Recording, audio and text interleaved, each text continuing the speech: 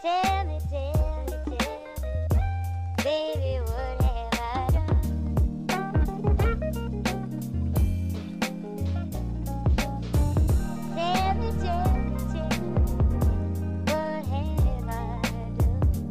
done? So when did Little Spree start, and what made you decide to do it? So Little Spree started well, I had the twins. They are 8 now, and I was thinking about it in that first year when I had them. Obviously not in the first 6 months. Yeah, I was when thinking you're about feeling much then. And because once I was kind of out and about and out of the sort of fog of the first 6 months, basically I discovered that it was really expensive having twins. Yeah, in a way that I hadn't really thought about before, because I wasn't working and I'd had all the big outlays like the 2 cots, the very expensive double buggy. Oh my gosh, all that, everything's in one hit. So it's like 2 high chairs, everything is 2 car seats. Yeah, 2 car seats, exactly. All those things that you just don't really. But then I sort of, as they got a bit older and they were sort of needing more clothes. In the beginning they were just in, you know, sleep suits and whatever. Suddenly then you need 2 pairs of first shoes and 2 winter coats, and it was really expensive, and I'd taken a year off work, but also I still wanted them to have stylish things. I didn't want to compromise on style, so I started looking in shops that I'd never really looked in before, and then I'd be pleasantly surprised at what I would find. And I would literally send these sort of text messages to friends with babies and saying, oh my god, you've got to get. And there was an example, M&S did some amazing desert boots, like baby. They were really plain, because it was all the things that, you know, I didn't want the logos, the cartoon characters, the bright colours. I'm a bit of a nightmare. Daddy loves. Yes. I love my daddy stuff. Yeah, nothing gimmicky. That makes me so intense. So there were these desert boots in M&S, and I bought them for both the kids when they're babies, and I would text my friends and I'd say, get down to M&S, and they'd go straight and get them. And then a few people just said, well, why don't you make it into a bigger thing, like reach a wider audience? You're finding such great things. And so that's why I started it. So it was really, I started out of necessity, and then I just enjoyed it. I felt there was no one sort of providing what I was looking for, which was stylish, affordable kids wear, and no one had sort of tapped into that. And the good thing about Little Spree, it's a blog, it's a website. Yes. You know, it's not. You do share gorgeous pictures of your life and what you do, but it's a bit more than that. Yeah, I feel like it's a shoppable. Evolved. Yeah, I just sort of started posting more, and then I started doing outfits. So people kept asking for more things. So it used to be just one thing, like here's a coat, here's a dress, here's a pair of shoes. People are like, oh, but we want to know how you put them together. And this was pre-Instagram as well. I was just going to say, So it's hard to. Sometimes I forget, you know, the timings and things, but it's sort of hard to imagine. So comments on the bottom of.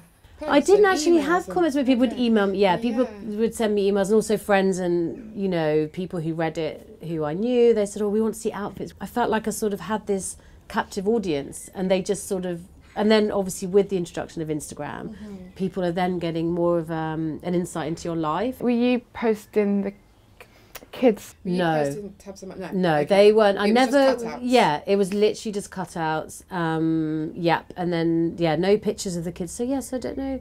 Yeah, there was no Instagram. I never really did Facebook. So the kids weren't really a part of it then. I would just talk about them. So having all those people suddenly want to know where your socks are from, your lipstick's from, and what your kids are wearing, and do people ask about Tom? Like, do you have it? Do you now feel that there's a whole nother pressure? Yeah, definitely. I think with Instagram, cause it's a whole other world, and it's funny because I sort of have. I don't know if love-hate is a bit strong, but I definitely have I fall in and out of love with Instagram probably on a weekly basis, maybe even a daily basis, because it's quite weird. I think it's quite surreal, and interestingly, even though not interesting, I don't know, but even though I have 2 accounts. I have one, my own account, which I don't post to that often, and then Little Spree. Obviously, Little Spree I use, you know, alongside the blog, so I use it to kind of promote the blog, and I think it's nice that people get to know you, and you get to know other people too. And I've met some amazing people. Friends? Yeah, I've made some amazing friends, really and it's a really great way to connect with your audience in a really real way. Are you selective of what you post? Like, some people share loads, and that's obviously their platform and how it works. Do you have to kind of consciously say to yourself, like if you're on holiday, for example, how much you're going to show of your holiday or your kids or your house or whatever. I think, I'm really, really aware of it. And also, naturally, I'm not an oversharer, as you probably know. Yeah, I'm the same. I really struggle with how much to share. Yeah. And Noah's only 6 months, and we did this weird thing where we started not showing her face, and now we've kind of gone too far, and I'm like, why aren't we showing her? She's the biggest part of my life. And I post her every day, but I think because I started not showing her on Instagram. Yeah, you feel like you sort of set a precedent, and it's quite... Yeah, one day I'm just going to pop up like she's like Northwest Kardashian or something. One day I'm just going to have to make it... the big reveal. You have to get stylist, the kid's stylist. But I think it is like, think of like, I think when she was so young, I didn't know if I wanted to share her. It's really hard. It's quite interesting, I think. I think with children it's definitely interesting, and also I don't know, and also that then you're inviting sort of questions, and people ask really random things. Yeah, and make comments. Yes. Can be quite rude. Yeah. I feel like if I was a new mum now with Instagram, I think I'd find that really hard, because it wasn't around when I was a new mum. It's horrible.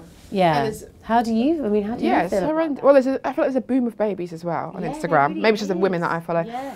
And then you see, well, I don't know, I think even in real life, so you'll have that thing of seeing, oh, that kid's rolling and my kid's not rolling. And oh no, God, I hadn't even thought about it in terms of those things. And then there's just, they look great, they're on holiday. It can really spiral. And you're up at 3 in the morning anyway. So you're already tired and thinking mad thoughts. I mean, you're looking at people's Instagram who seemingly are having a great time. But then you do have to remember, people aren't. There's no way you've got a newborn baby, 1, 2 or 7, and having a really easy time. Yeah. Unless you have stuff. And that's why I think it's really important that people do sort of talk about it, even if even if it's not necessarily on Instagram. I think, because I think sometimes now there's been almost this sort of shift as well with that people feel like if you're not sort of showing the kind of warts and all version of your life, then you're somehow not a genuine person. I don't agree with that. But I feel gorgeous. I mean, it's something nice about having those gorgeous accounts. Yeah, a bit like because our background is in magazines. I feel like there's nothing wrong with aspirations and looking at. I like to look at beautiful images and to be inspired, but at the same time still talking to my friends about how shitty things are, and things aren't real. But I feel like because this whole line's been blurred between people feel like they know you. I feel like if you're not sharing bad things, people think that you're somehow fake.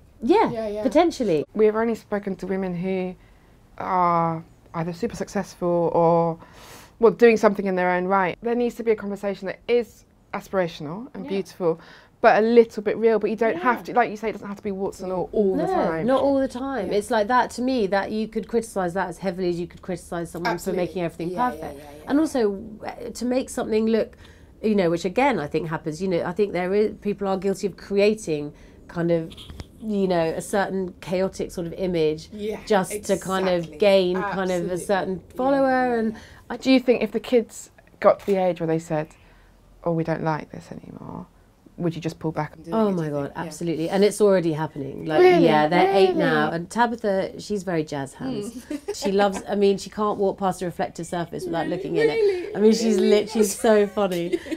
She's sort of like, so she likes it. And, not always. I mean, obviously, you have to gauge the mood as well. Kids are they're people just the same as us. They have good days, bad days.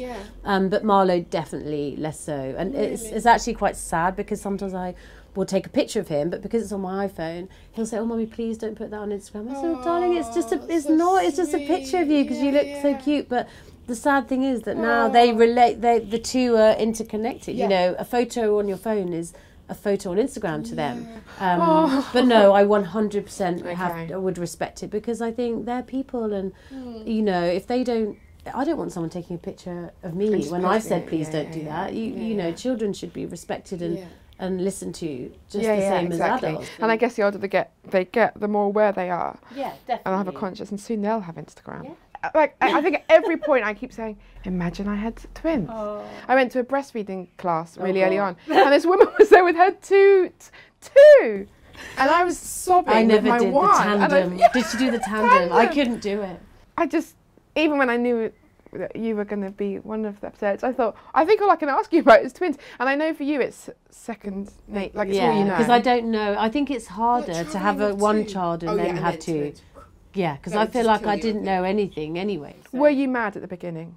Did you mad. Feel, yeah, okay, oh my God, mad. I looked mad, I felt mad. I mean, I'm joking about it now, but it was actually, you know, hard. it was without doubt the toughest time of my life. Do you have any other mum friends or just acquaintances with twins? I didn't at the time. Okay. I have, but funnily enough, I did subsequently meet some, but there are these sort of twins groups. Oh, well, that's I don't know. You're only there by default because you've got twins. Which I think then, I think that obviously that can be useful because there are definitely things that you couldn't relate to in the beginning. You know, like mums would sort of say, oh, you know, do you want to meet up? And we're going for coffee, but I'd always be late, and then I'd literally spend the whole time changing them because one of them would have a dirty nappy, then of course the other one would. So my cup of tea would still be there. Yeah. When everyone said, "Oh, I've got to go now," like I haven't drunk my tea, and I felt like I always felt like a bit of a burden on the other mums because they were kind of, you know, they just were sort of jiggling their baby on their knee, and I felt I was a bit like, oh. How do you keep your sanity? Because I find it really hard trying to work and be present at work and wanting to be just at work, and then finding time to be with your kids or your baby.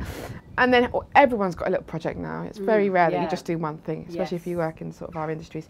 Absolutely. Do you find that mental? The juggle. I think I'm so lucky in so many ways to be able to do what I do, and I don't know how. I take my hat off to mothers who have a 9-to-5 job. And we're lucky we work in quite a female-based industry, so by default you probably have some people that are in similar situations where it must be really hard, I think, women that work in quite male-dominated industries where you don't want to talk about having kids and you want to and you almost have to, especially in those sort of city jobs where you almost have to pretend that you don't have a child. And final question, because I could probably just chat forever.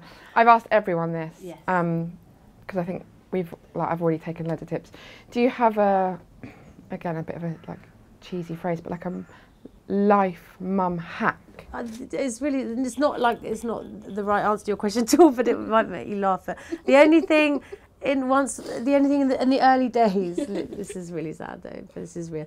And it was literally day to day, getting through the day. I'd be like, okay, I've got a Tuesday. And then, weirdly, we'd never have takeaways. Like, even now, we never used to have takeaways. It was, I don't know what, no judgment, just not something we've ever done. I don't know why. I mean, I love a takeaway. But and also we were skint, you know, we had no money.